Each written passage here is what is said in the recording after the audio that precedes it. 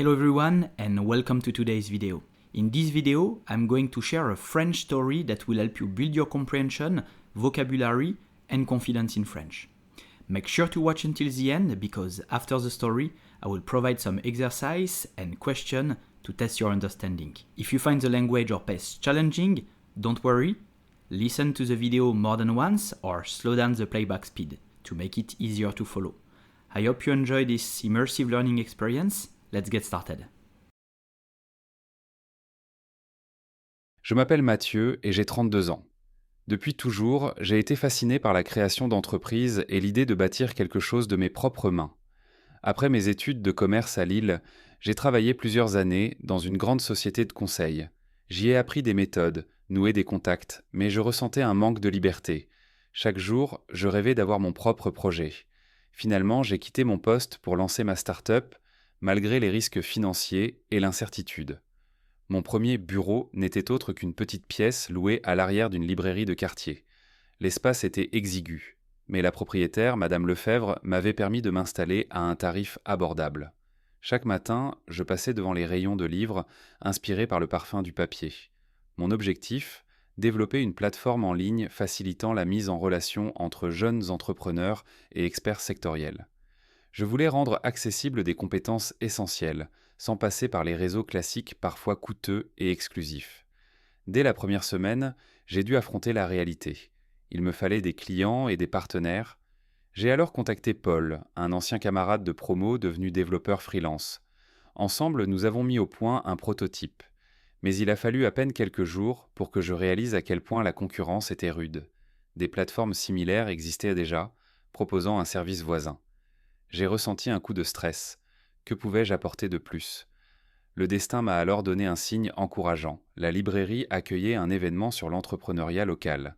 À la fin de la conférence, j'ai fait la connaissance d'Alice, une coach spécialisée dans l'accompagnement des porteurs de projets innovants. Séduite par mon idée, elle m'a proposé de devenir la première experte référencée sur ma plateforme. Pour me démarquer, j'ai choisi de miser sur la personnalisation.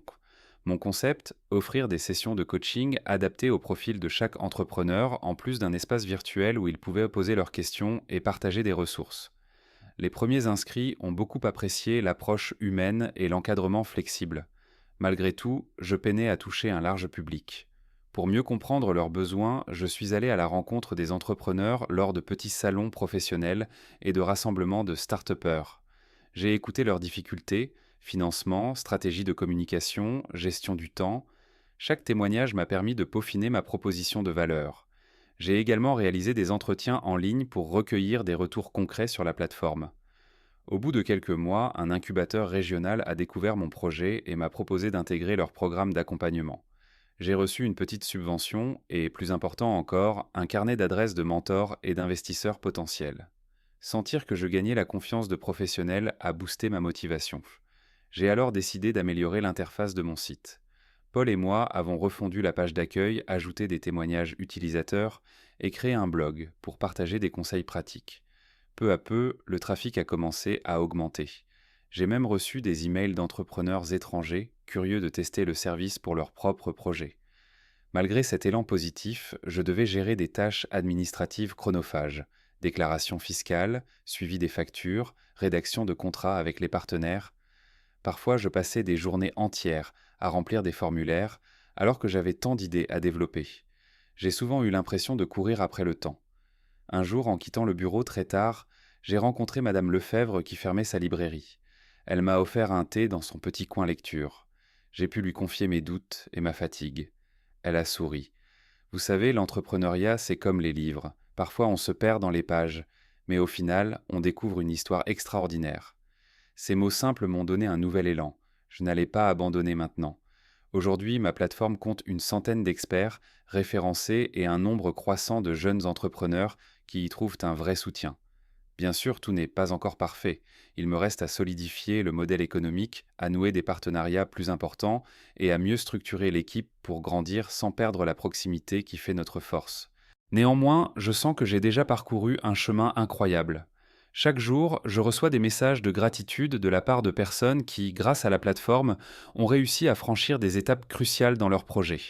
Cela me rappelle pourquoi j'ai commencé cette aventure. pour apporter une aide concrète et accessible à ceux qui, comme moi, rêvent de donner vie à leurs idées. Et même si je ne sais pas de quoi demain sera fait, je me lève chaque matin avec la conviction que je suis enfin maître de mon destin. Je m'appelle Mathieu et j'ai 32 ans. Depuis toujours, j'ai été fasciné par la création d'entreprises et l'idée de bâtir quelque chose de mes propres mains. Après mes études de commerce à Lille, j'ai travaillé plusieurs années dans une grande société de conseil. J'y ai appris des méthodes, noué des contacts, mais je ressentais un manque de liberté. Chaque jour, je rêvais d'avoir mon propre projet. Finalement, j'ai quitté mon poste pour lancer ma start-up, malgré les risques financiers et l'incertitude. Mon premier bureau n'était autre qu'une petite pièce louée à l'arrière d'une librairie de quartier. L'espace était exigu, mais la propriétaire, Madame Lefebvre, m'avait permis de m'installer à un tarif abordable. Chaque matin, je passais devant les rayons de livres, inspirés par le parfum du papier. Mon objectif, développer une plateforme en ligne facilitant la mise en relation entre jeunes entrepreneurs et experts sectoriels. Je voulais rendre accessibles des compétences essentielles, sans passer par les réseaux classiques parfois coûteux et exclusifs. Dès la première semaine, j'ai dû affronter la réalité. Il me fallait des clients et des partenaires. J'ai alors contacté Paul, un ancien camarade de promo devenu développeur freelance. Ensemble, nous avons mis au point un prototype. Mais il a fallu à peine quelques jours pour que je réalise à quel point la concurrence était rude. Des plateformes similaires existaient déjà, proposant un service voisin. J'ai ressenti un coup de stress. Que pouvais-je apporter de plus ? Le destin m'a alors donné un signe encourageant. La librairie accueillait un événement sur l'entrepreneuriat local. À la fin de la conférence, j'ai fait la connaissance d'Alice, une coach spécialisée dans l'accompagnement des porteurs de projets innovants. Séduite par mon idée, elle m'a proposé de devenir la première experte référencée sur ma plateforme. Pour me démarquer, j'ai choisi de miser sur la personnalisation. Mon concept, offrir des sessions de coaching adaptées au profil de chaque entrepreneur, en plus d'un espace virtuel où ils pouvaient poser leurs questions et partager des ressources. Les premiers inscrits ont beaucoup apprécié l'approche humaine et l'encadrement flexible. Malgré tout, je peinais à toucher un large public. Pour mieux comprendre leurs besoins, je suis allé à la rencontre des entrepreneurs lors de petits salons professionnels et de rassemblements de start-upers. J'ai écouté leurs difficultés, financement, stratégie de communication, gestion du temps. Chaque témoignage m'a permis de peaufiner ma proposition de valeur. J'ai également réalisé des entretiens en ligne pour recueillir des retours concrets sur la plateforme. Au bout de quelques mois, un incubateur régional a découvert mon projet et m'a proposé d'intégrer leur programme d'accompagnement. J'ai reçu une petite subvention et, plus important encore, un carnet d'adresses de mentors et d'investisseurs potentiels. Sentir que je gagnais la confiance de professionnels a boosté ma motivation. J'ai alors décidé d'améliorer l'interface de mon site. Paul et moi avons refondu la page d'accueil, ajouté des témoignages utilisateurs et créé un blog pour partager des conseils pratiques. Peu à peu, le trafic a commencé à augmenter. J'ai même reçu des emails d'entrepreneurs étrangers curieux de tester le service pour leur propre projet. Malgré cet élan positif, je devais gérer des tâches administratives chronophages, déclaration fiscale, suivi des factures, rédaction de contrats avec les partenaires.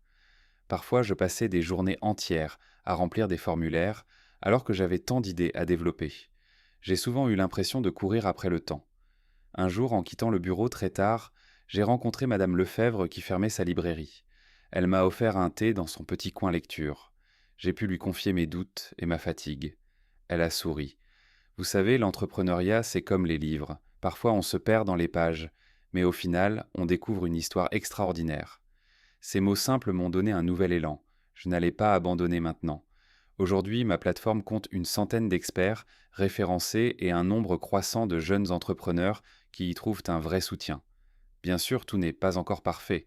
Il me reste à solidifier le modèle économique, à nouer des partenariats plus importants et à mieux structurer l'équipe pour grandir sans perdre la proximité qui fait notre force. Néanmoins, je sens que j'ai déjà parcouru un chemin incroyable. Chaque jour, je reçois des messages de gratitude de la part de personnes qui, grâce à la plateforme, ont réussi à franchir des étapes cruciales dans leur projet. Cela me rappelle pourquoi j'ai commencé cette aventure. Pour apporter une aide concrète et accessible à ceux qui, comme moi, rêvent de donner vie à leurs idées.